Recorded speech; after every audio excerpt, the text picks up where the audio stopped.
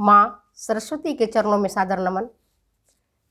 प्यारे बच्चों, पिछले वीडियो में मैंने आपको बाल्यावस्था में आचरण संबंधी समस्याओं पर प्रकाश डाला था, जिसमें कई टॉपिक्स को हमने कवर किए थे, जैसे झूठ बोलना, नाखून काटना, अंगूठा चूसना, बिस्तर पर पेशाब कर देना। तो ये सारी चीज़ों पर हमने प्रकाश डाला था। आज के इस वीडियो में मैं आपको स्टटरिंग और स्टैमरिंग, जिसको कहते हैं तुतलाना और हकलाना, इस पर चर्चा करेंगे, इस पर प्रकाश डालेंगे। यद्यपि तुतलाना और हकलाना ये वाणी संबंधी दोष है, फिर भी इसको हम बाल्यावस्था के समस्यात्मक व्यवहार के रूप में लेते हैं, और यह जो व्यवहार है वह चिंता प्रेरक व्यवहार है। चिंता से प्रेरित होकर के व्यवहार करता है बालक। यद्यपि बाल्यावस्था में 2-3 साल का जो बालक होता है वह हकलाता भी है, तुतलाता भी है, लेकिन अगर यह व्यवहार उसका लंबे समय तक बना रहता है तब यह अच्छा नहीं माना जाता है, क्योंकि ऐसे बालक को समाज पसंद नहीं करते हैं। उसका सामाजिक दायरा सीमित हो जाता है, व्यक्तित्व विकास में दोष उत्पन्न हो जाता है। तो तुतलाना और हकलाना ये दो बातें हैं जिस पर आज हम चर्चा कर रहे हैं, इस पर विशेष ध्यान दिए जाने की आवश्यकता है। छोटे बालक जो होते हैं वो तो आपको तुतलाएंगे, जैसा मैंने आपको कहा। अब जैसे पानी, कई बच्चे पानी को मानी बोलेंगे, मानी दे दो, है ना। कलम को तलम बोलेंगे, खरगोश को खरदोश कहेंगे, गधा को ददहा बोलेंगे, घड़ी को धड़ी बोलेंगे। तो कुछ शब्द ऐसे होते हैं जो वो बचपन में तुतलाते हैं। धीरे धीरे जब उनका वोकल कॉर्ड्स, टंग्स का हिलना सही हो जाता है, तब उनमें तुतलाने और हकलाने की जो प्रवृत्ति है वह छूट जाती है। जैसे कुछ बच्चे हकलाते हैं, तो ये वाणी संबंधी भी दोष है। इस पर बालकों का नियंत्रण आप कैसे करेंगे? अगर वास्तव में वाणी संबंधी दोष है और वोकल कॉर्ड्स या जीभ से संबंधित कुछ समस्याएं हैं, तब उसे आपको चिकित्सक के पास दिखाना चाहिए। लेकिन अगर इस तरह का कोई दोष नहीं है और आप बच्चों को नहीं टोकते हैं और बालक इसी तरह से बोलते हैं, तो धीरे धीरे उनकी ये आदत बन जाती है और बालक बड़े होकर के भी हकलाते हैं और तुतलाते हैं। जैसे मान लो कोई बालक हकलाता है, एक शब्द उसको बोलना है, गाड़ी स्टेशन से छूट गई, है ना। तो बालक कैसे बोलेगा? गाड़ी स्टेशन, ऐसे बोलेंगे। छूट गई, ऐसे बोलेंगे। तो हकलाने वाले बालक को आप तो सब देखे हैं, अनुभव आपका है। उनका बोलते तो हैं, लेकिन उनका जीभ और होठ हिलते रहता है। अब हम ये देखते हैं कि इसका क्या कारण हो सकता है। तो मैंने आपको पहले बताया, वाणी संबंधी दोष है, शारीरिक दोष उसका हो सकता है, जीभ ठीक प्रकार से हिलता नहीं है, जीभ कहीं से चिपका हुआ है तालू के साथ, या वोकल कॉर्ड्स में कोई समस्या आ रही है, स्वर यंत्र में, तो एक शारीरिक दोष है। आप चिकित्सक से जाकर दिखा सकते हैं कि किस कारण से हमारा बालक हकला रहा है और तुतला रहा है। दूसरा, वंशानुगत कारणों से, हेरिडिटरी कैरेक्टर्स। जैसे मैंने आपको पिछले वीडियो में बताया था कि क्रोध करना, क्रोधित होना और आक्रामक व्यवहार, ये हेरिडिटरी कैरेक्टर्स हैं, जिसके माता पिता जिन बालकों के क्रोध का प्रदर्शन करते हैं, क्रोधी स्वभाव के होते हैं, आक्रामक स्वभाव के होते हैं, उनके बालकों में ये गुण स्वतः ही आ जाता है। समझिए कि उपहार के स्वरूप उनको मिलता है।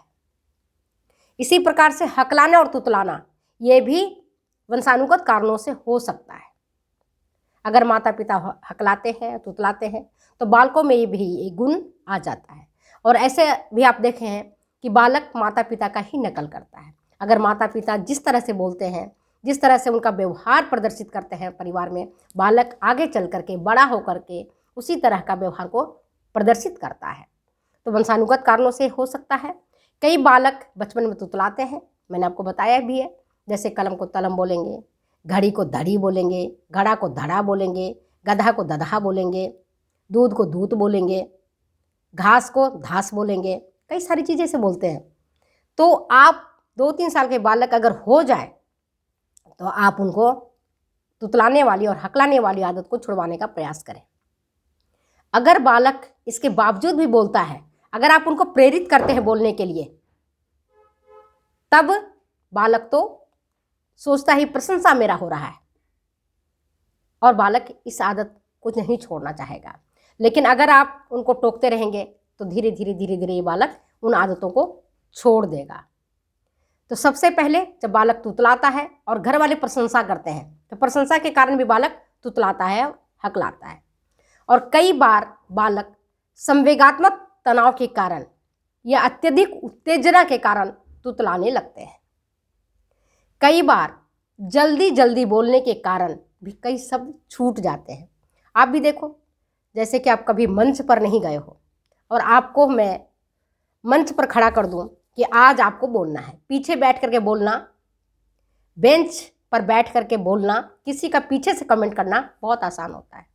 लेकिन अगर आपको मंच पर खड़ा कर दिया जाए, सबके समक्ष बोलने के लिए कहा जाए, तो आप देखेंगे आपका पैर हाथ कांपने लगेगा, आपकी जीभ हिलने लगेगी। उस स्थिति में डर के मारे, घबराहट के कारण, तनाव के कारण, उत्तेजना के कारण भी बालक तुतलाने लगता है। और यह स्थिति हमारे साथ भी होती है। जब हमें बड़े लोगों के सामने बोलने के लिए कह दिया जाता है, जैसे अचानक से मान लो कि प्रधानमंत्री का मेरे पास फ़ोन आया और कुछ पूछना चाह रहे हैं, तो अपन क्या करते हैं, या तो अधिक उत्तेजित हो जाते हैं या घबराहट हो जाता है, और फिर लगता है मैं क्या बोलूँ, क्या जवाब दूँ। तो कई सारे सेंटेंस अच्छा बोलते हुए भी अच्छा नहीं बोल पाते हैं। इसके बाद दूसरों के नकल उतारने में, कुछ बालक दूसरों का नकल उतारते हैं, मिमिक्री करते हैं, तुतला करके करते हैं। तो दूसरों को नकल उतारने में भी, जैसा भी मैंने बताया कि घर में अगर कोई तोतला बच्चा है, घर में अगर माता पिता तोतला करके बोलते हैं, हकला करके बोलते हैं, तो उन बच्चों में कोई वाणी दोष नहीं है, लेकिन वो नकल उतारने के चक्कर में तुतलाते हैं और हकलाते हैं। और एक बड़ा कारण ये भी है कि तिरस्कृत और उपेक्षित महसूस करने पर भी बालक हकलाते और तुतलाते हैं। एक कारण ये भी है कि अगर बालकों को बोलने के लिए प्रेरित नहीं करें, तब भी बालक कम से कम शब्द को बोलेंगे और हो सकता है कि बालक तुतला करके बोले। तो जो तोतली वाणी होती है, ये बालपन में तो अच्छा लगता है, बच्चे तुतला करके बोलते हैं तो मीठा लगता है। लेकिन जैसे जैसे वो बालक बड़ा हो जाता है, अब वो उत्तर बाल्यावस्था को प्राप्त करता है या किशोरावस्था को प्राप्त करता है अथवा युवावस्था को प्राप्त करता है, अब वह कॉलेज में गया, कॉलेज से आगे जाकर के अपनी नौकरी पर गया, सामाजिक दायरा उसका बढ़ता है, सामाजिकता बढ़ती है। तब इस स्थिति में अगर बालक तुतलाता है तो उसे खुद को शर्म आती है, वह आगे सेंटेंस बोल नहीं पाता है। वह क्या करेगा, हर चीज़ों के लिए या तो इशारे से अपनी बात कहेगा अथवा हाँ या ना में जवाब देगा। ऐसी स्थिति से बचने के लिए माता पिता का दायित्व है, अभिभावक का दायित्व है कि बालकों को बोलने के लिए प्रेरित करें। अब हम ये देखते हैं कि इसका उपचार क्या है, कैसे इसको ठीक किया जा सकता है। जो तोतले बालक हैं, जो बालक हकलाते हैं, उन पर कैसे हम नियंत्रण कर सकते हैं। तो सबसे पहले माता पिता को चाहिए कि बचपन से ही बालक को साफ साफ शब्दों का उच्चारण करना सिखाएं। जैसे कई बच्चे बड़े होकर के भी उनको ज्ञात नहीं होता है स, श और स में, वो नहीं बोल पाते हैं कि कहाँ पर न लगेगा, कहाँ पर न लगेगा, उनको ज्ञात नहीं होता है। ये कौन बताएगा, उनको पेरेंट ही उसको बताएंगे, पेरेंट ही उसको समझाएंगे कि किस तरह से हमें बोलना है। तो बचपन से ही माता पिता को चाहिए कि बालक को साफ साफ बोलना सिखाएं। अगर बालक तुतला करके बोलता है तो आप उसे टोकें, बार बार टोकें। उसकी जो मन वांछित वस्तु है वो तब तक नहीं देंगे जब तक कि वो साफ नहीं बोलेगा। आपको पता चल जाएगा उसको इच्छित चीज़ चाहिए, उसको चॉकलेट चाहिए या उसको कोई टॉफ़ी चाहिए, तो अगर वो बोलता है कलम, अगर आप कहोगे बोलो कलम, तब देंगे, तो देखोगे कि धीरे धीरे बालक त छोड़ करके कबूतर छोड़ करके कबूतर बोलने लगेगा। मेरा खुद भी इसका अनुभव है। मेरा जो भाई था बचपन में कलम को तलम, खरगोश को खरदोश, गधा को ददहा बोलता था। लेकिन अब तो बड़ा होकर के डॉक्टर हो गया है। सारी चीज़ उसको छुड़वाए मेरे पिताजी ने, मेरी माताजी ने, कि जब आप कलम बोलोगे तो ही देंगे। क ख ग घ, इसमें त थ द ध का शब्दों का उच्चारण करता था बचपन में। मेरा बेटा और बेटी में भी तुतलाने वाली प्रवृत्ति ऐसे ही देखने को मिली है। तो मैंने तो यही देखा कि बचपन से अगर उनको स्पष्ट शब्दों में बोलना सिखाओ तो उनमें ये जो गुण है वो खत्म हो जाएगा। दूसरी बात, जो बालक अगर वंशानुगत कारणों से तुतलाता या हकलाता है, उस पर भी आप कुछ नहीं कर सकते हैं, लेकिन इतना तो कर ही सकते हैं कि निरंतर अभ्यास के माध्यम से अभ्यास करवा करके उनकी इस आदत को छुड़ाया जा सकता है। बालक के बार बार टोकने से, उन्हें बार बार बोलने के लिए प्रेरित करने से, इसके लिए सबसे बेहतर होता है कि जैसे आपके यहाँ पेपर आता है, बच्चों को पेपर पढ़ने के लिए बोलो, तो बहुत सारे शब्द जो गलत बोलेंगे आपको पता चल जाएगा कि बालक कहाँ हकला रहा है, कहाँ तुतला रहा है। उस पर आप नियंत्रण करके, उस पर आप कंट्रोल करके बच्चों को समझा सकते हो, सिखा सकते हो। और इस स्थिति में बालकों का मन मत पढ़ो। कई बालक कहते हैं मन ही मन पढ़ रहा हूँ, नहीं, आप जोर से बोलो। जब तक छोटे बालक होते हैं तब तक उनको कहो कि कविता है या कहानी है, राइम्स है, जो कुछ भी है, आप जोर जोर से पढ़ करके उन्हें सुनाएं। खाली समय में उनको मैगजीन पढ़ने के लिए कहो। कई सारी ऐसी चीज़ आती हैं जो बच्चों के लिए बहुत अच्छा रहता है, कार्टून रहता है, कार्टून बहुत सारी चीज़ कार्टून के माध्यम से रहता है, उसमें लिखा हुआ भी रहता है, तो उनको कहो कि लिखे हुए शब्दों को आप पढ़ें। यदि बालक के दांत, जीभ, जबड़ा या वोकल कॉर्ड्स में कोई परेशानी है, उसका भी इलाज है, उसके लिए आप चिकित्सक के पास जाएं और चिकित्सीय इलाज करवाएं। बालकों को तुतलाने और हकलाने की प्रवृत्ति से छुड़ाने के लिए खेल का मैदान सर्वश्रेष्ठ है।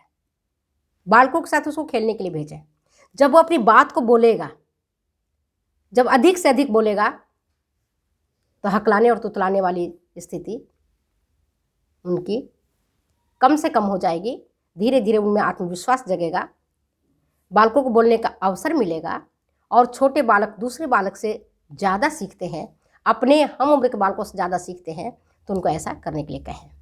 बालक को भय मुक्त वातावरण में रखें। अगर भय आपने बचपन से डाल दिया, बच्चों में डर डाल दिया है ना, बच्चों को अनावश्यक छोटी छोटी बात पर टोका टाकी किया, मारपीट किया है ना, तो उन बालकों में आत्मविश्वास की कमी हो जाती है। वो बालक अपनी बात को कहने में हिचकिचाते हैं, कहने से डरते हैं। इसलिए एक पेरेंट का दायित्व है, अभिभावक का दायित्व है कि वह बालक को कम से कम स्थिति में कम से कम बच्चों को डांटें, पूरा लाड़ प्यार दें, उनकी उपेक्षा ना करें, उन्हें तिरस्कृत नहीं करें, ज़्यादा से ज़्यादा उन्हें खेलने का अवसर दें, मैगजीन वगैरह पढ़ने का अवसर दें, अखबार पढ़ने का अवसर दें। इस तरह से करने से उनमें जो एक वाणी दोष है, तुतलाना और हकलाना, और एक जो समस्यात्मक व्यवहार है, उस पर काफ़ी हद तक काबू पाया जा सकता है। तो चलिए हम अपने शब्दों को यहीं विराम देते हैं, फिर मिलते हैं हम अगले वीडियो में अगली बातों के साथ। तब तक की इजाज़त।